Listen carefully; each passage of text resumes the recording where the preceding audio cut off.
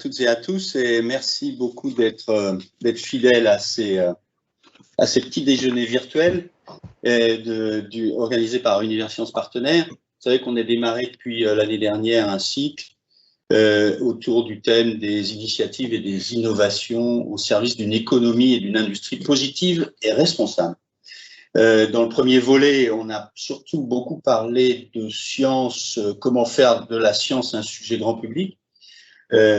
Pour ceux qui étaient là, vous vous souvenez sûrement qu'on a parlé Digimind nous a parlé d'information et de désinformation, Fondation L'Oréal sur les femmes et les sciences et la science, et troisième sur une étude fort intéressante sur la perception de la France dans notre pays. On est passé au deuxième chapitre, là depuis le mois dernier, sur une thématique d'éco-responsabilité. On a une présentation par Naval Group sur la transformation éco-énergétique du maritime.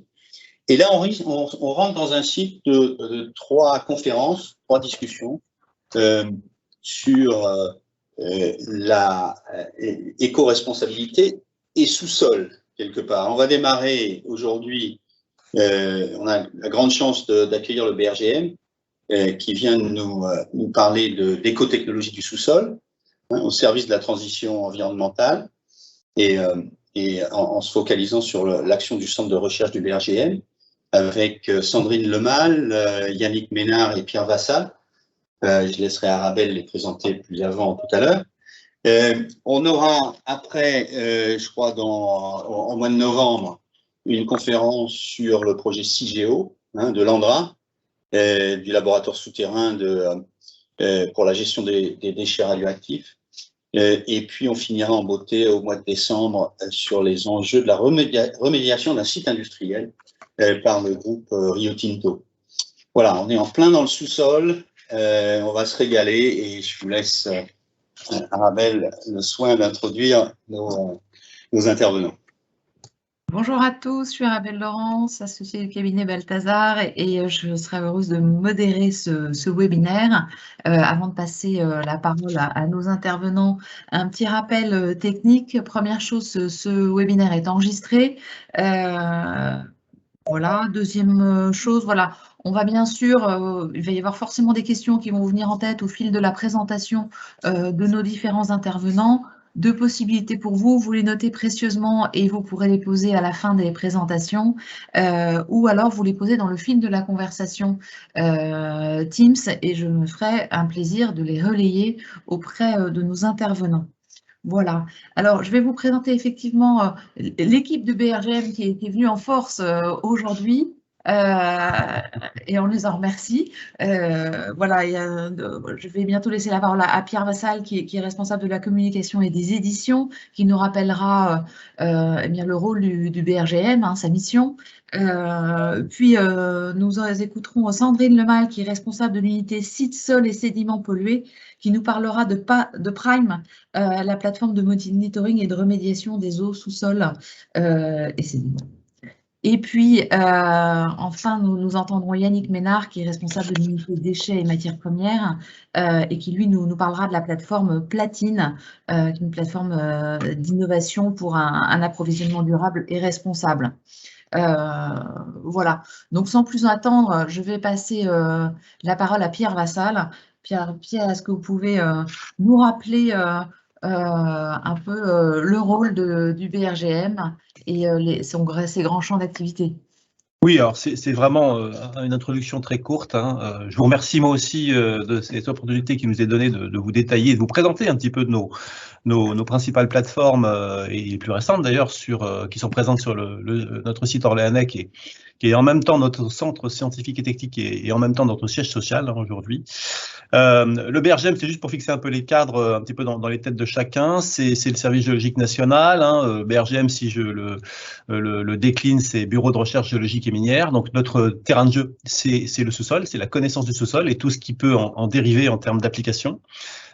Et pour donner un peu l'ordre de grandeur, ce service géologique national qu'est le BRGM, il regroupe un peu plus de 1000 personnes, personnes qui sont donc bien sûr au centre scientifique, qui regroupe quasiment les 2/3 des effectifs, mais aussi partout en région. Donc on retrouve des directions générales du BRGM dans toutes les régions de France et d'outre-mer. Et puis nous avons aussi une activité importante à l'international, nous intervenons à peu près dans une trentaine de pays sur des sujets divers qui peuvent être liés à la connaissance géologique, mais aussi au risque, à l'eau souterraine, enfin à tout ce qui concerne aussi la connaissance du sous-sol et ce pourquoi nous pouvons être appelés par différents pays. Alors, on est essentiellement organisé autour de 6 enjeux principaux et vous verrez que tous, évidemment, sont en lien étroit avec l'espace souterrain. Bien sûr, on a les métiers de base qui sont regroupés dans l'enjeu de connaissance géologique et de connaissance du sous-sol, mais aussi un enjeu fort pour nous et vraiment très présent et de plus en plus présent, je pense à l'avenir, qui est autour de la gestion durable des eaux souterraines. Et c'est un enjeu fort puisqu'on a maintenant voilà, une forte pression sur l'eau un peu partout dans le monde et donc la recherche autour de l'eau et notamment des eaux souterraines s'accentue. Et puis il y a une partie, là on aura d'ailleurs, vous aurez dans la présentation quelques allusions à cet enjeu, mais il y a un enjeu fort qui est autour des risques naturels et anthropiques qui sont reliés au sous-sol et donc à l'aménagement du territoire. Donc ça compose aussi une activité très importante de l'établissement public que nous sommes. Et puis, et là Yannick en parlera aussi au travers de Platine, mais nous avons un enjeu autour des ressources minérales, bien entendu, qu'elles soient primaires ou secondaires, et notamment en termes d'économie circulaire. Yannick, tu y reviendras dans ta présentation, puisque Platine est quand même pas mal basé sur ces approches-là, et donc vous aurez quand même de façon très pratico-pratique l'illustration concrète de ce que ça peut représenter. Enfin, on est aussi sur la partie, oui, transition environnementale, mais aussi transition énergétique, et on travaille beaucoup sur les aspects dimensions donc liées à la transition énergétique, avec notamment un travail autour des géothermies. Volontairement, je mets un pluriel. Ça va de la basse, très basse énergie jusqu'à la haute énergie, et puis autour aussi des stockages souterrains. Les stockages souterrains pour le BRGM, c'est relatif bien sûr au stockage d'énergie, mais aussi au stockage d'hydrogène, au stockage de CO2. Ça prend diverses formes. Et enfin, tout cela, toute cette connaissance, on essaye de la mettre à disposition, de développer des applications, des logiciels, des services numériques pour la rendre disponible et accessible un peu à tous les, entre guillemets, les partenaires et les potentiels clients qui peuvent s'intéresser à l'espace souterrain, qui peuvent avoir besoin de cette expertise et de cette recherche que nous développons au quotidien dans notre centre de recherche scientifique d'Orléans, mais aussi un peu partout en France et aussi à l'international.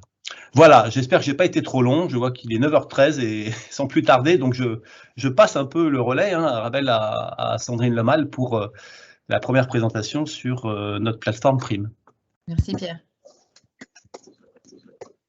Bonjour à tous. Donc on l'a dit, je suis Sandrine Lemal, la responsable de l'unité sites, sols et sédiments pollués au BRGM. Donc a priori c'est moi qui ai la lourde charge de démarrer les discussions un peu techniques et donc de vous présenter notre plateforme Prime, qui est notre plateforme pour la remédiation et l'innovation au service de la métrologie environnementale. Donc on peut passer la diapo suivante s'il vous plaît. Merci. Donc, plus largement, je vais faire un tout petit peu d'historique. Prime, c'est une plateforme qui fait partie d'un projet qui est beaucoup plus large, le projet dit Pivot, le projet Plateforme Innovation, Valorisation et Optimisation Technologique Environnementale. Donc, c'est en fait un programme qui a été lancé par la région Centre-Val de Loire autour, effectivement, des enjeux environnementaux. Donc, l'objectif, c'est de créer, en fait, cette plateforme dans le but, en fait, de faire de la région Centre-Val de Loire un pôle d'excellence dans le domaine de la surveillance environnementale. Et donc, du coup, par ce biais-là, d'offrir aux scientifiques et aux entrepreneurs, finalement, des moyens d'expérimentation et des mesures de test pour mener à bien leurs projets, et donc de créer une proximité, effectivement, entre le monde de la science et, finalement, les dispositions un peu concrètes des projets.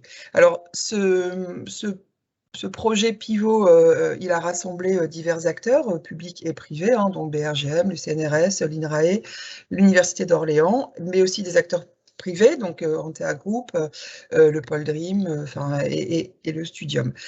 Tout ce projet a été porté par la région Centre-Val de Loire avec des fonds européens et donc du coup le soutien de l'État. Diapo suivante, s'il vous plaît.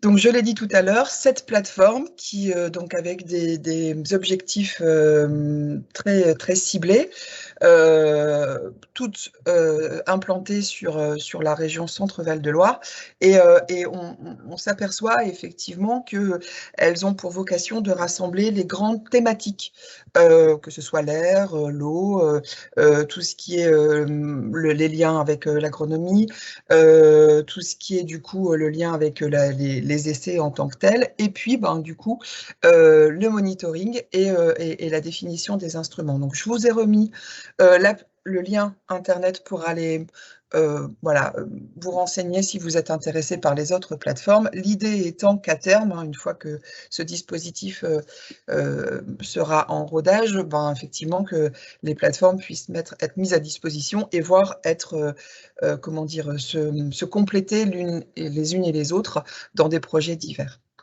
Donc, pour résumer un tout petit peu, pour vous donner une vision d'ensemble sur ce qu'est Prime, on va vous passer la petite vidéo, si on peut la déclencher, et je vous retrouve juste après.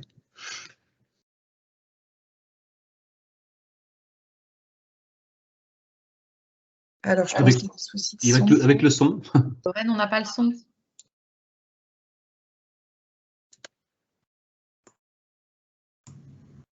Pourtant, j'ai déclenché le son. Alors, attendez. Inclure le son. Voilà. Je reviens. Excusez-moi. Oui, pas de souci.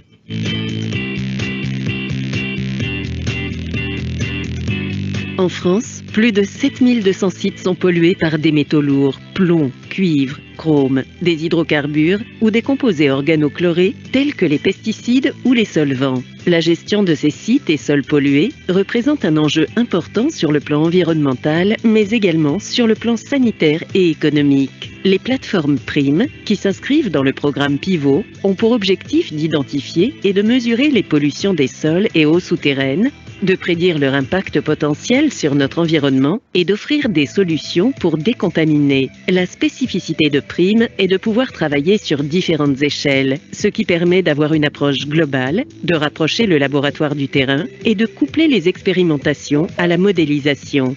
Les colonnes submétriques de 20 cm à 1 mètre sont utilisées pour étudier finement au laboratoire les transformations physiques, biologiques et chimiques des polluants. Les informations recueillies à cette échelle sont très utiles pour interpréter les observations plus complexes effectuées sur les dispositifs plus volumineux. Les colonnes métriques simulent à échelle réduite et contrôlée l'environnement pollué de la surface du sol jusqu'à la nappe souterraine. Elles permettent notamment de caractériser les échanges entre différents environnements, comme par exemple le système racinaire et la nappe d'eau souterraine en profondeur. Dans les pilotes labiaux, il est possible d'étudier la migration et l'évolution des polluants du sol vers l'eau souterraine en fonction des conditions de surface. Le pilote métrique TriNaP permet quant à lui d'étudier les interactions entre différents niveaux de la nappe souterraine. Dans ce pilote, l'eau peut circuler de la surface vers le fond, mais peut également s'élever afin de simuler une remontée de nappe. Ce dispositif innovant représente un outil unique pour acquérir des données sur des phénomènes difficilement étudiables dans la réalité. Ces différents pilotes sont équipés de capteurs permettant de mesurer les flux de polluants qui ont été fixés, transformés ou lessivés. Ce sont aussi des lieux propices au développement de nouvelles technologies de mesure. Le pilote plurimétrique a été conçu pour reproduire, en conditions contrôlées, un site ou un sol pollué à une échelle représentative de la réalité. Il s'agit donc d'un dispositif idéal pour la mise au point d'outils de diagnostic et de procédés de dépollution. Cet outil permet également de valider des modélisations numériques de sites. Ce pilote est une cuve expérimentale de grande taille, d'un volume d'environ 150 mètres cubes, dotée d'une double paroi pour réguler la température de la cuve. Le capot qui surmonte la cuve permet des expérimentations avec des végétaux et sert également à contrôler les flux potentiels de polluants volatiles. Les parois de la cuve sont équipées de trous offrant la possibilité d'installer des capteurs ou plus largement d'avoir accès à différentes profondeurs à l'intérieur de la cuve le long du pilote. La configuration du pilote permet de scinder la cuve en 2, 3 ou 4 modules remplis de matériaux divers, eau, sable, sol pollué ou non, résidus miniers, sédiments, etc., afin de mener des expériences en parallèle. Cette modularité est assurée par les parois et cloisons qui sont composées d'alliages pouvant résister aux polluants corrosifs ou en polypropylène pour permettre l'utilisation de méthodes géophysiques électriques. La modularité et les spécificités de ce pilote en font un dispositif unique en Europe. Les plateformes PRIM, au-delà de leurs pilotes, regroupent des équipes d'experts du BRGM prêts à accompagner tous les partenaires publics et privés dans leurs innovations et développements, de la conception à la réalisation et valorisation, que ce soit en région centre, en France ou bien à l'international, afin de mieux comprendre et préserver notre environnement.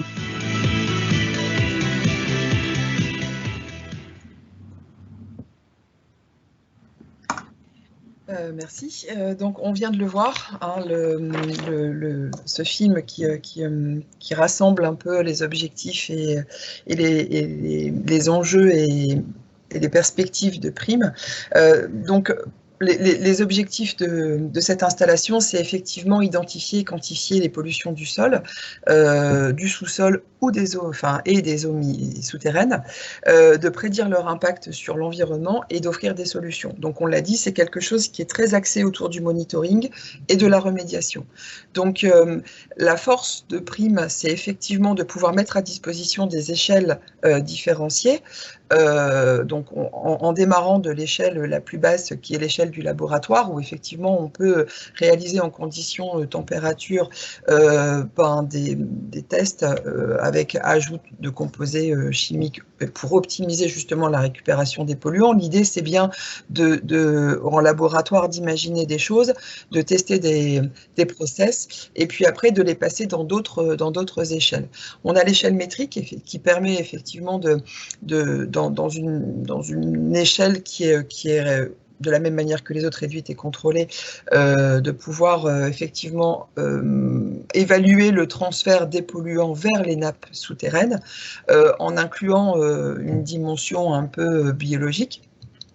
Mais par contre, l'avantage du métrique, c'est effectivement de pouvoir fixer les conditions de température, de durabilité et d'intensité. Et l'échelle plurimétrique, c'est effectivement de pouvoir, effectivement, avant la phase terrain, proposer une échelle intermédiaire qui permette d'être en anticipation des réactions de site.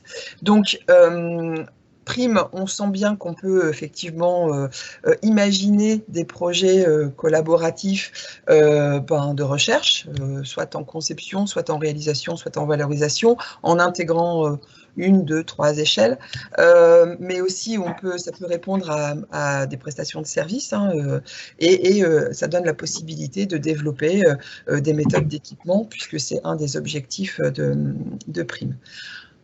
Diapo suivante, s'il vous plaît. On va revenir un tout petit peu au niveau des échelles, parce que c'est vraiment conditionnant donc du coup, ce qu'il faut souligner dans cette diapositive, c'est que PRIM est c'est un équipement tellement complet qu'effectivement il est positionné à la fois sur l'unité site, sol et sédiments pollués, mais aussi sur une autre unité qui a qui est l'unité GME, qui a une approche plus écologique en fait et plus biologique. Donc on peut cliquer parce qu'il y a des animations, pardon. Donc, au niveau des colonnes, l'échelle submétrique est plutôt centrée au niveau du laboratoire, donc elle permet effectivement de faire des études préliminaires. On peut dérouler. Au fur et à mesure que je parle, donc il y a le lésimètre qui permet le prélèvement de carottes de sol sur site en fait. L'origami. Donc, c'est en fait la possibilité de visualiser dans des colonnes plexiglas le milieu poreux. Et les bacs 2D qui permettent de créer une échelle visuelle et analytique, du coup, sur l'épannage de pollution. On rentre en échelle métrique, où là, dans le petit film, on l'a indiqué, hein, on rentre dans les transferts vis-à-vis de l'eau, où on peut effectivement reproduire les milieux saturés, non saturés, et voir l'impact des végétaux sur les dispositifs. Ça peut être complété par le process TriNaP, qui du coup, lui, de la même manière, permet effectivement ces échanges et ces transferts, mais un des éléments et une de ses forces, c'est de pouvoir reconstituer et modéliser les remontées de nappe et les battements de nappe. Et enfin, on a tout ce qui tourne autour du ppm. Et donc, du coup, dont on va discuter après, mais vraiment la force de Prime, s'il y avait quelque chose à retenir, c'est bien sa faculté à pouvoir donner une visualisation d'échelle complète. Diapo suivante. Donc, si on se focalise sur le ppm, merci. Le ppm, c'est en fait, on l'a dit dans le film, hein, c'est une grande cuve qui a été conçue pour pouvoir être de grande dimension et venir répondre à une demande qui n'était pas existante. Donc, elle fait 10 mètres de long sur un petit peu plus de 3 mètres de large et 4 mètres de haut. Et sa force, c'est bien de reconstituer et de pouvoir reconstituer une modélisation, ou en tout cas, vérifier les modélisations et puis créer des simulations de transport. Elle permet aussi de pouvoir varier sur tout un tas de paramètres, et notamment la température, alors avec ou non de sa modularité, puisqu'on l'a dit dans le petit film aussi, une de ses particularités, c'est bien de pouvoir offrir 4 modules indépendants qui puissent bénéficier effectivement de conditions propres à leur projet, et donc du coup de pouvoir adapter le monitoring du coup dans les modules disponibles. Du coup, il y a 2 axes qui sont vraiment très complémentaires sur Prime. C'est à la fois le monde des sites et sols pollués, c'est depuis la phase laboratoire jusqu'à la phase opérationnalité, entre guillemets, de pouvoir travailler sur les dépollutions, la migration des polluants, leur caractérisation, et puis du coup essayer d'aller innover en technique de dépollution, mais c'est aussi créer et adapter des monitorings qui peuvent être utiles lors de ces phases, puisque du coup, on l'a dit tout à l'heure, le pourtour de Prime est doté d'entrées permettant effectivement en parallèle des projets de dépollution, à la fois de monitorer ce projet-là en particulier, mais ça peut être aussi l'occasion de tester tout un tas de capteurs en développement. Donc, je passe sur le déroulement de l'opération financière et autres, mais effectivement, ça a été un projet de longue haleine, hein, puisqu'il a démarré en 2016 et il nous a été livré et inauguré en 2020, donc c'est un projet tout récent. Là, on est en cours effectivement de mise en opérationnalité. Sur 2 projets importants, donc un projet en R&D avec une entreprise qui du coup, sans trahir de secret, nous fera travailler sur les mécanismes de pollution et dépollution aux hydrocarbures. Et puis, on va travailler sur le Green Deal Promises que le BRGM a gagné et qui nous fera travailler autour de la problématique des PFAS. Donc du coup, ces additifs qui peuvent être présents dans notre vie quotidienne et qui sont un vrai problème pour le monde de l'environnement. Diapo suivante. Juste pour vous permettre de visualiser ce qu'est Prime aujourd'hui. Alors, je vous ai mis quelques petites photos de mise de création, en fin de compte, hein, où on le voit arriver sur la grue. La photo du haut montre qu'effectivement, ça montre sa mise en installation, en fait, et la photo centrale montre sa configuration aujourd'hui. Donc, quelques mots sur les parois qui sont au pied. Effectivement, c'est des parois modulaires qui permettent, qui sont sont adaptés et qui ont été conçus pour pouvoir utiliser toute une gamme de polluants et résister à ces polluants. Et on voit sur la photo de droite qu'effectivement, Prime, c'est pas seulement Prime, c'est aussi tout un dispositif en parallèle pour faire des installations connexes pour pouvoir permettre son fonctionnement. Voilà, donc en espérant pas avoir été trop longue, je vous remercie de votre attention. Merci à vous. N'hésitez pas tous à poser des questions dans la conversation au fur et à mesure. Et sinon, Yannick, on va vous laisser la parole. Eh bien, avec plaisir. Est-ce que vous m'entendez? Tout à fait. Et est-ce que vous voyez la présentation? Oui. Oui. Alors, allons-y. Donc, Sandrine vient de vous parler d'une des deux plateformes procédés du BRGM à Orléans. Je vais vous parler de la seconde qui s'appelle Platine. Et là, donc, on quitte le champ de la métrologie environnementale pour s'intéresser à l'approvisionnement durable et responsable en matière minérale. Et c'est à ça que sert Platine.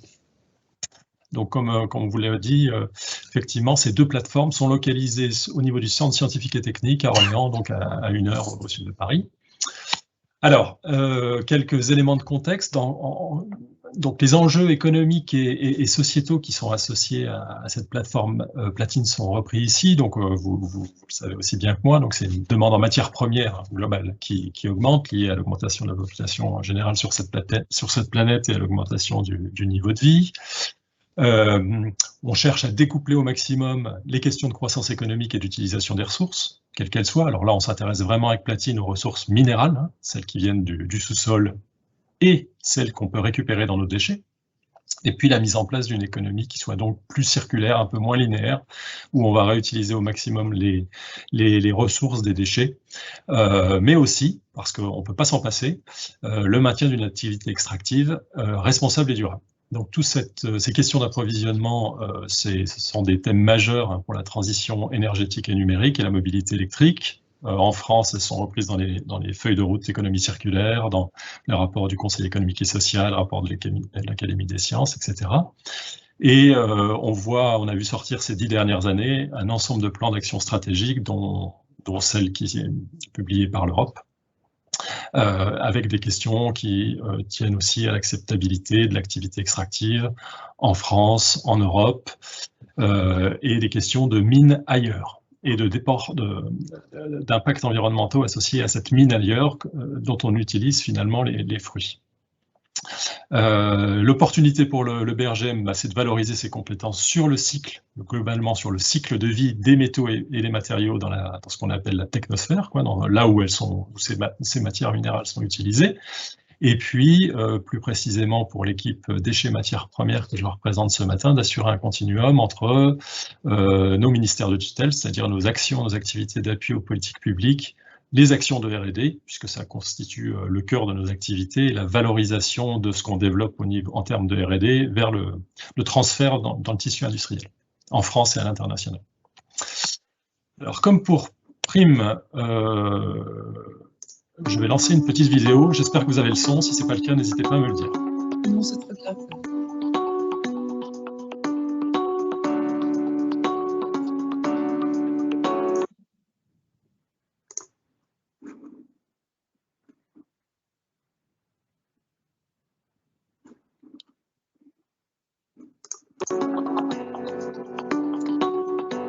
Les ressources minérales sont omniprésentes dans notre quotidien. Leur demande est en constante augmentation et l'accès à ces ressources est de plus en plus complexe et énergivore. Platine, c'est une plateforme expérimentale de R&D qui est destinée au développement et à l'optimisation des procédés de traitement des matières minérales et de recyclage des déchets. Elle constitue un dispositif unique en Europe. Platine abrite environ 200 équipements de traitement de la matière qui permettent d'enchaîner les opérations unitaires et une montée en échelle de ces opérations du gramme à la tonne. Cette capacité de pilotage, elle est essentielle pour nous pour mesurer les performances techniques des procédés, mais aussi pour calculer des coûts opératoires, des coûts de fonctionnement, des coûts d'investissement, et au final pour transférer nos développements à l'échelle industrielle. En arrivant à la halle, le déchet ou le minerai subit plusieurs étapes pour être transformé. Pour travailler sur un lot de déchets ou un minerai, il faut savoir en prélever une petite partie représentative, c'est l'échantillonnage. Cela permet de produire de petits lots destinés à l'analyse et la caractérisation minérale. Donc la première étape, elle consiste à broyer le matériau pour libérer les éléments de valeur, par exemple les métaux dans les déchets électroniques, l'or dans le minerai.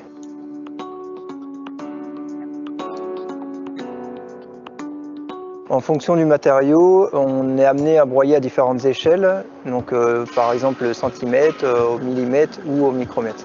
Il est possible de combiner le broyage avec un traitement thermique qui permet de fragiliser le produit avant sa fragmentation. Cette opération peut être réalisée avec différents types de fours, dont un four à micro-ondes. Une fois le matériau broyé, il faut récupérer les grains qui nous intéressent et laisser ceux qui n'ont pas de valeur. Cette séparation utilise les différences de propriétés des grains, caractère magnétique, densité, réponse au courant de Foucault et caractère électrostatique. Donc ensuite vient l'étape de la flottation qui consiste à récupérer encore plus les éléments de valeur contenus dans les minerais en jouant sur les propriétés hydrophiles et hydrophobes. Certaines particules vont flotter, d'autres couler, ce qui permettra de les séparer ensuite. Enfin, on cherche à passer les métaux des solides vers les liquides. C'est la dernière étape, elle s'appelle la lixiviation. On utilise des solutions acides ou basiques. Le BRGM a développé une technique innovante qui utilise les bactéries qu'on peut trouver dans la nature pour accélérer la réaction chimique. C'est ce que l'on appelle la biolixiviation.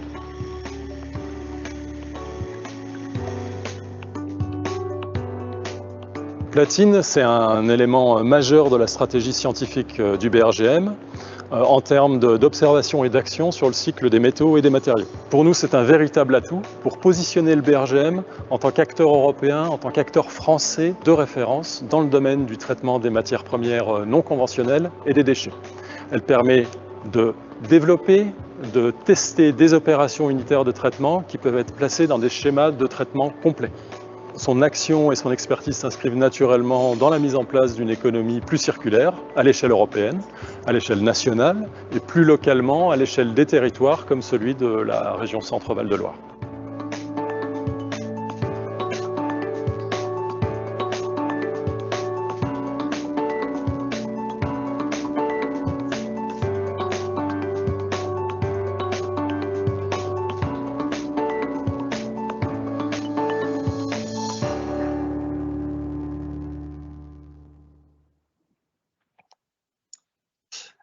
Alors, vous l'avez vu, donc le cœur de l'activité de cette équipe et de l'utilisation de cette plateforme, c'est de contribuer à la mise au point de procédés propres qui permettent de valoriser les ressources minérales primaires et secondaires. On travaille beaucoup pour la partie sur les déchets également. L'activité historique du BRGM était effectivement sur les minerais métalliques et le secteur des minéraux industriels et les matériaux qu'on peut extraire en carrière, mais on a une activité importante, plus de 50% à l'heure actuelle, sur l'idée d'aller chercher des ressources dans les déchets et sur l'optimisation donc du bilan économique et environnemental de la production de métaux et de minéraux. Donc le positionnement de Platine, il est sur le développement de procédés pour extraire ces métaux, ces matériaux de façon générale à partir des minerais, des déchets industriels. On a une expertise généraliste sur l'ensemble des procédés de traitement qui sont repris sur le petit schéma en bas à gauche là, l'ensemble des traitements de la matière qui permettent de récupérer ces éléments chimiques, et puis des compétences uniques en fragilisation, comminution de la matière, en gestion des particules ultra fines et en biohydrométallurgie, c'est-à-dire l'idée d'utiliser l'activité bactérienne pour aller extraire les métaux des minerais ou des déchets. Des développements spécifiques également à l'heure actuelle sur l'échantillonnage, la caractérisation des ressources de ce qu'on appelle la mine urbaine, c'est-à-dire l'ensemble de nos déchets, ainsi que sur la traçabilité des substances minérales.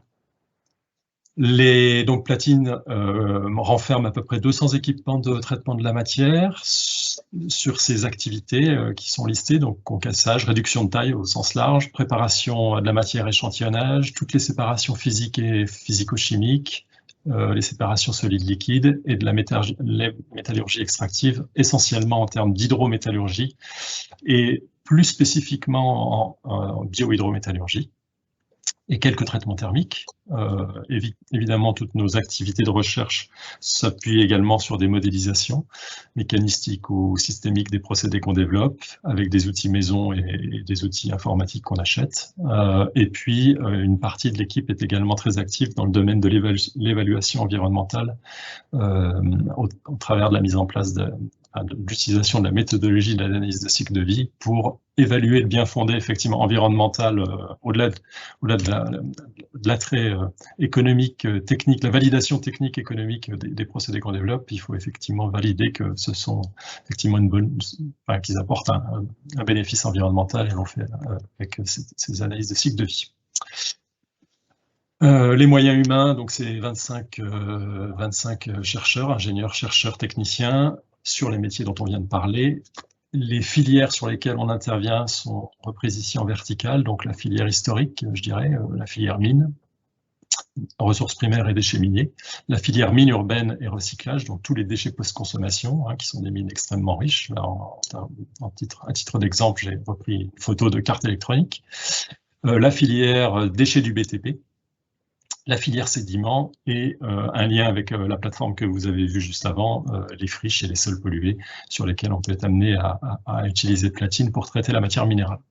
Les métiers, l'échantillonnage, analyse, caractérisation, le développement de procédés, la simulation et la modélisation, l'évaluation des filières, l'évaluation des impacts environnementaux, et puis en termes d'analyse globale, donc inventaire et cycle des matières minérales dans l'économie. Et pour finir, de façon à laisser un peu de temps quand même aux questions, donc les matières qu'on est amené à traiter dans Platine sont reprises dans le carré du haut de la slide, donc les minerais métalliques, les déchets miniers, les résidus métallurgiques, que ce soit le procédé thermique, donc tout ce qui est laitier, scorie, mais aussi les boues hydrométallurgiques, les équipements en fin de vie, déchets des équipements électriques et électroniques, les véhicules hors d'usage, les piles et accumulateurs, le photovoltaïque, etc., etc. Tout ce qui constitue à l'heure actuelle la possibilité pour, on dirait, le vieux continent d'aller chercher des ressources lorsque l'activité extractive en termes de mines métalliques est pas très active. C'est le cas en particulier en France. Les déchets du BTP, les sédiments et les terres polluées. Les équipements, on en a parlé, donc de la minéralogie à la métallurgie extractive. Les compétences, cœur de procédé, vraiment, c'est sur le traitement, la concentration de la matière à l'état solide et ensuite l'ensemble des procédés qui permettent d'aller récupérer les substances minérales. Et puis, les produits sortants valorisables, ce sont des métaux et des minéraux, des fractions, éventuellement des fractions plastiques compatibles avec une réutilisation, un recyclage et une valorisation. Donc, Platine est ouverte aux acteurs économiques. L'activité, le gros de l'activité actuelle se fait dans le cadre de projets de recherche, au niveau national, au niveau européen, mais aussi on a un certain nombre de contrats directement passés avec des grands groupes pour des questions qui ont trait à l'ensemble de ces expertises. Je vous remercie. J'en ai fini avec cette présentation extrêmement courte et on va peut-être laisser la place à quelques questions. Merci Yannick pour cette présentation très claire. Donc je vais me faire le relais des questions. Vous pouvez bien sûr, alors si vous voulez poser directement des questions, je vous demande juste de lever la main. C'est un peu comme à l'école, mais au moins ça me permet de repérer lequel d'entre vous souhaite poser des questions. On a déjà une première question d'Élodie Denac du Centre de technologie de Montpellier de Schlumberger qui souhaiterait savoir si vous proposez un accès programmatique libre aux données de pollution du sous-sol et si oui, sous quel format? Je réponds du coup, Pierre. En fait, aujourd'hui, on dispose d'un accès libre sur des données communes, mais de sites. La BD Solu, qui est en train d'être alimentée, effectivement, peut effectivement donner, donc elle est en cours de constitution et elle rassemble des données du sol et du sous-sol. Par contre, après, les données de projets en tant que tels, évidemment, sur des projets de R&D, il des droits intellectuels et des propriétés de données qui font que certaines données sont effectivement pas mises à disposition des uns et des autres. Merci Sandrine. On a une question aussi, en tout cas Pierre souhaitait que vous précisiez, je pense que c'est plutôt pour Yannick, la part du recyclage des ressources secondaires dans votre approvisionnement en ressources minérales. Vaste question, les opportunités et les limites du recyclage, c'est très dépendant des métaux. On va dire que sur le fer, l'aluminium et le cuivre, les taux de recyclage sont bons et la part est importante. Sur tout ce qui concerne la transition énergétique, l'électromobilité, c'est-à-dire tout ce qu'on va consommer dans les années à venir pour produire de l'énergie entre guillemets plus propre, on en est au balbutiement et les parts de recyclage sont proches de zéro. Et l'approvisionnement se fait essentiellement à partir de matières minérales qu'on va chercher en Asie. Parfait, merci.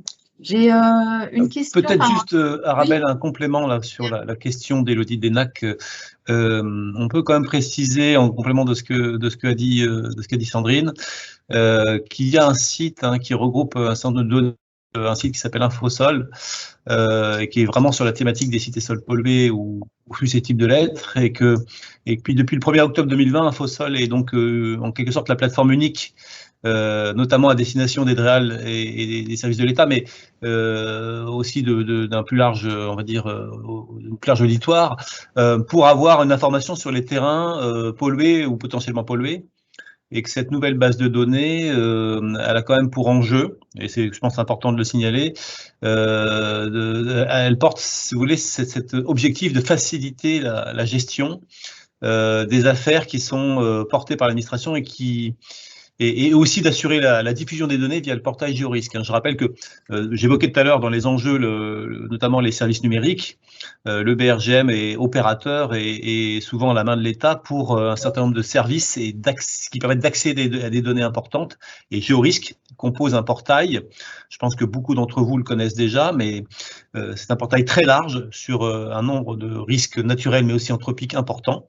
Et dans ces risques-là, vous avez des données qui sont quand même très largement accessibles, notamment sur justement les sites et les sols pollués. Donc c'est important de le signaler parce que voilà, quand on veut accéder aux données relatives à ces enjeux et à ces problématiques, il y a quand même ce portail qui existe et qui est quand même accessible à tous. Je peux en dire effectivement deux mots. Alors, j'en ai pas fait mention parce qu'effectivement, Pierre vient de le dire, il est en toute fin d'affinage pour être mis à disposition des uns et des autres, puisque la version accessible est prévue du coup au 1er octobre, donc on n'y est pas tout à fait. Mais effectivement, Infosol, c'est quoi? C'est en fait la volonté d'avoir un portail unique, donc du coup de pouvoir trouver au même endroit les données BASIAS, Basol et SIS, et donc du coup de permettre effectivement un accès facilité à certaines données. Alors effectivement, au démarrage, il avait vocation à être développé pour les DREAL, et puis finalement, la volonté a été de pouvoir l'ouvrir et de permettre effectivement, via l'objectif de faciliter, de le mettre en ouverture publique. Ce qu'on peut dire effectivement, c'est qu'il vient se coupler effectivement, comme Pierre vient de le dire, avec Géorisque. Donc ça, c'est une donnée importante. Après, au-delà de ça, effectivement, et pour du coup appuyer, on n'a pas hormis BDSolu, on n'a pas aujourd'hui de données pures et dures sur la R&D qu'on peut faire, puisqu'évidemment tout ça c'est conditionné à nos contrats. Voilà, c'est juste le petit bémol que je voulais juste ajouter. Et dernière info, effectivement, en parallèle de ça, le site Infoterre SSP continue à être alimenté de tout un tas de supports que l'on peut faire et de missions que l'on peut mener pour l'État, et donc du coup il peut y avoir des informations aussi à glaner par ce vecteur-là, pour être complètement exhaustive. Merci Sandrine. Alors, il y a des questions de la salle. Comme on dit, je vais laisser la parole à Hélène Burlet du CEA, qui avait une question à vous poser. Oui, bonjour. Merci déjà pour votre exposé, c'était vraiment très intéressant. Moi, la question que j'aimerais vous poser, c'est au milieu de tout ce que vous faites, ce qui est un panel très large, hein, quelles sont les, je sais pas, les 2-3 innovations les plus disruptives sur lesquelles vous travaillez, enfin vraiment sous l'angle innovation, quoi.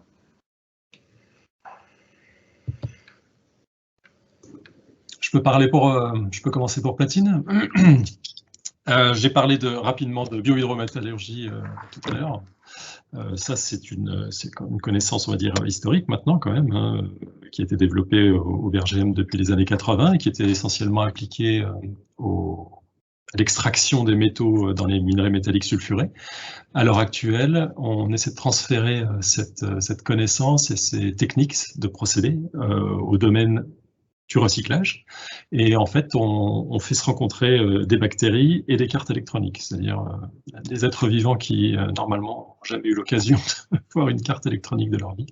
Et on développe beaucoup ces questions de bioprocédés, d'hydrométallurgie extractive utilisant l'activité catalytique bactérienne pour récupérer les métaux contenus dans ces objets en fin de vie, et en particulier dans les cartes électroniques. Merci. J'en ai d'autres si vous le souhaitez. Hélène, ça... Non, merci. Ok. Il y avait une autre question, quelqu'un d'autre qui a levé la main, qui est Olivier Perret. Olivier. Oui, bonjour, merci. Merci pour cette présentation.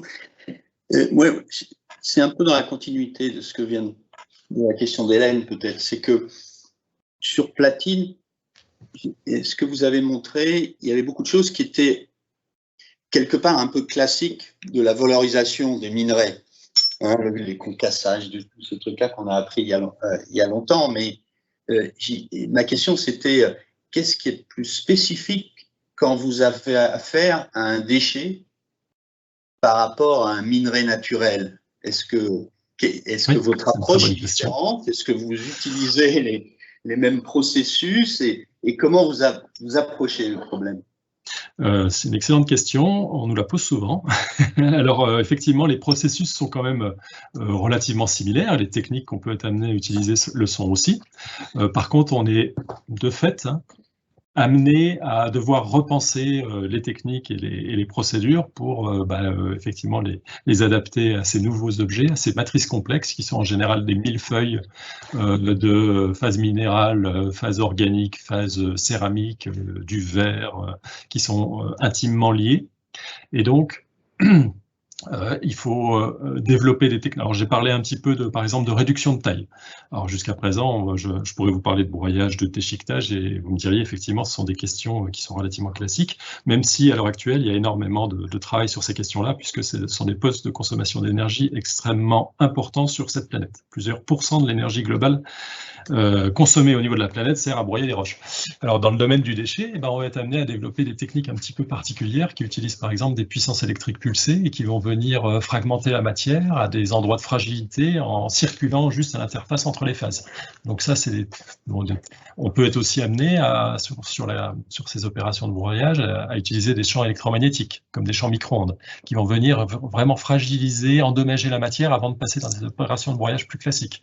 Ensuite, il y a toutes les questions de ces techniques séparatives qui vont devoir se porter sur des particules ultra fines qu'on n'avait pas forcément l'habitude de traiter jusqu'alors. En termes de métallurgie, j'ai cité la biohydrométallurgie adaptée aux déchets. Quand vous traitez une carte électronique, il y a du plastique. Un des grands enjeux à l'heure actuelle des grands métallurgistes européens, c'est de se débarrasser de cette partie plastique. En général, ils utilisent des fours pyrométallurgiques pour faire ça. Nous, on imagine aussi d'utiliser de l'eau à l'état supercritique pour traiter ces matrices-là. Ouais. C'est un ensemble d'opérations unitaires de traitement de la matière qu'il faut repenser, qu'il faut imaginer et qui se font dédiées à ces millefeuilles, à ces matrices complexes que l'homme a produit. Est-ce qu'il y a des aspects aussi de concentration de minerais? Enfin, je parle Oui. une fois de plus des déchets. Hein.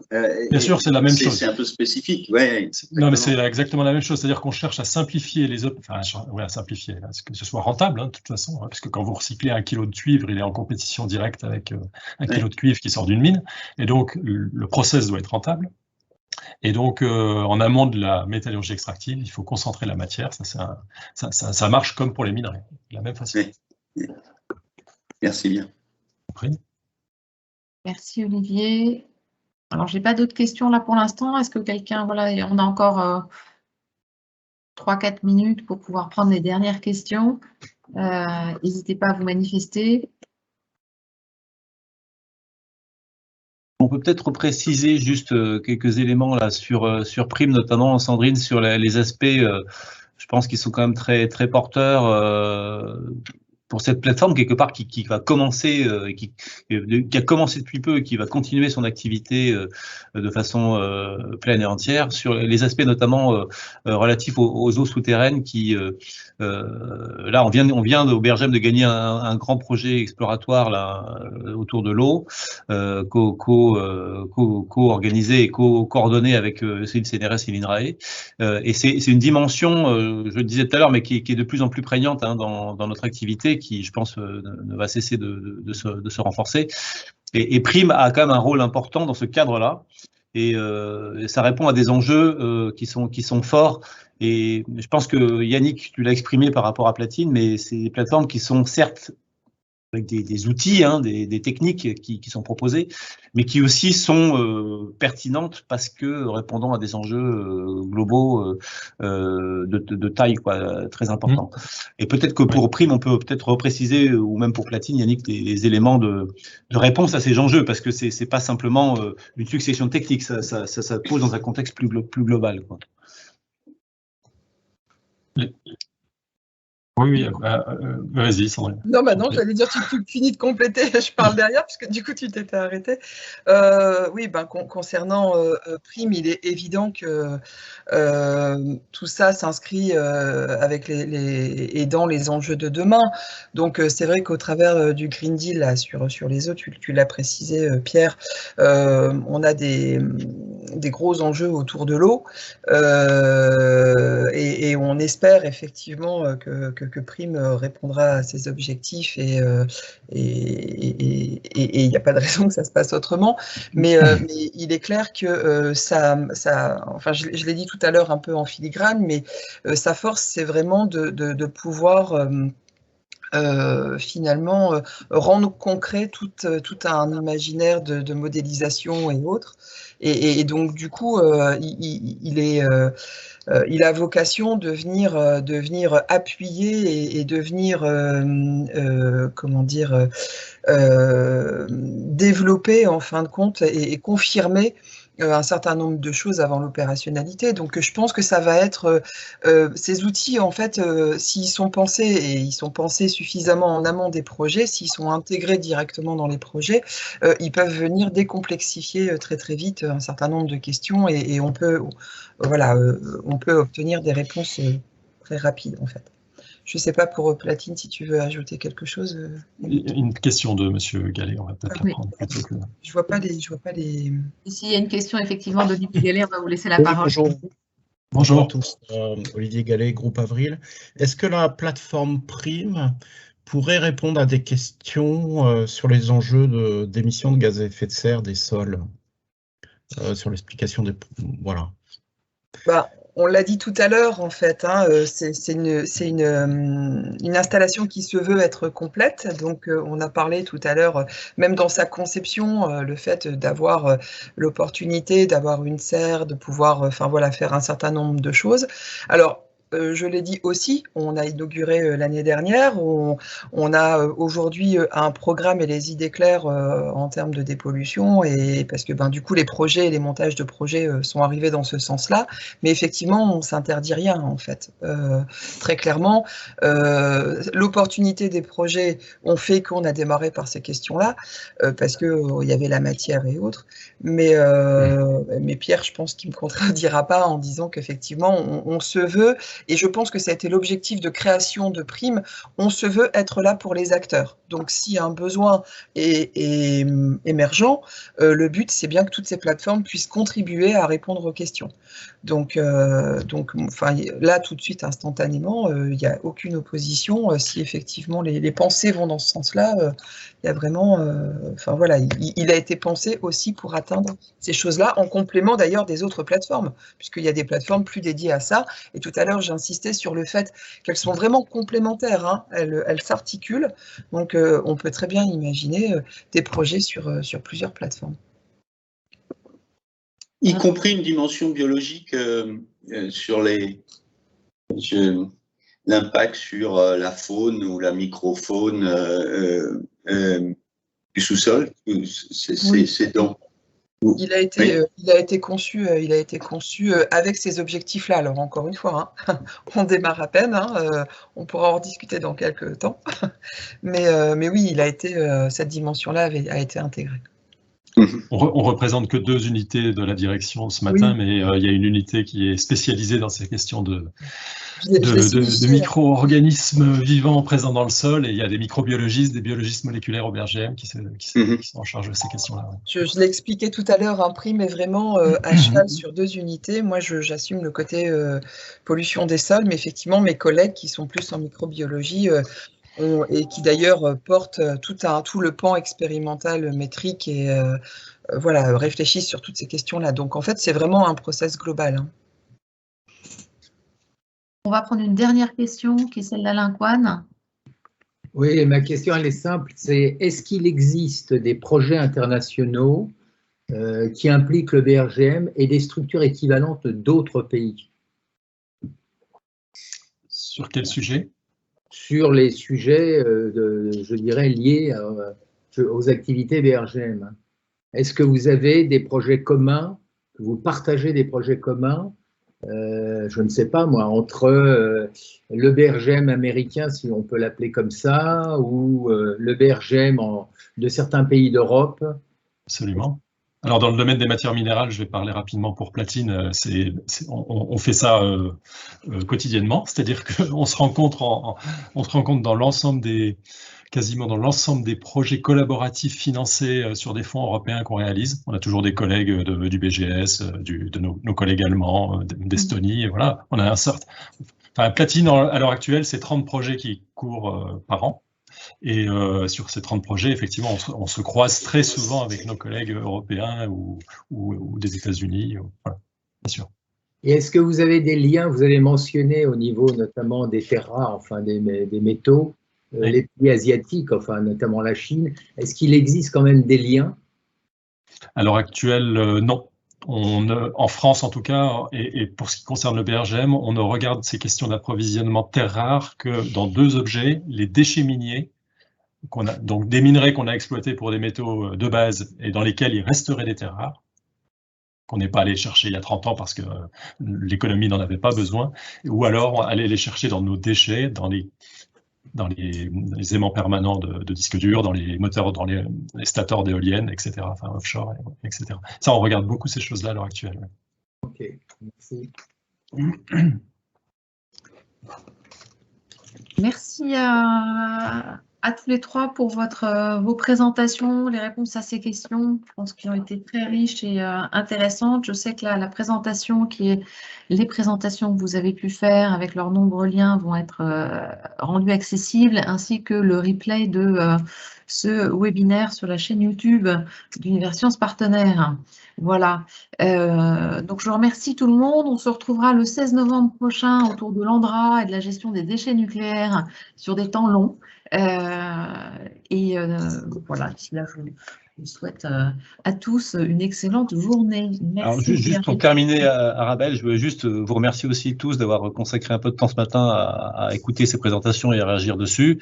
Et puis, je vous formule l'invitation, hein, Olivier, ainsi qu'à tous les membres de l'Univers Sciences Partenaires, de peut-être quand nous aurons bien loin derrière nous la pandémie, de pouvoir, ce qui était d'ailleurs le projet originel, hein, de venir sur notre centre scientifique orléanais, vous rendre compte de visu, parce que effectivement, par écran interposé, ça n'a pas peut-être la même réalité qui puisse quand même venir sous vos yeux. Donc, on sera très heureux de vous accueillir prochainement. On n'a fait qu'effleurer les sujets que le BRGM peut porter, donc il y a encore largement matière à pouvoir organiser une visite, hein, je le dis aussi pour Lorraine, voilà, dans les temps futurs avec voilà, les membres d'Univers Sciences Partenaires. Ce sera avec grand plaisir en tout cas.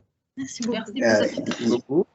Merci. Et nous de même, on y sera, parce que oui, c'est tout à fait passionnant, hein. Merci encore à vous. Merci beaucoup. Et puis, merci à tous ceux qui ont fait effectivement l'effort d'être là ce matin. Bonne journée à toutes et à tous. À bientôt. Bonne journée. Au revoir. Merci. Au revoir.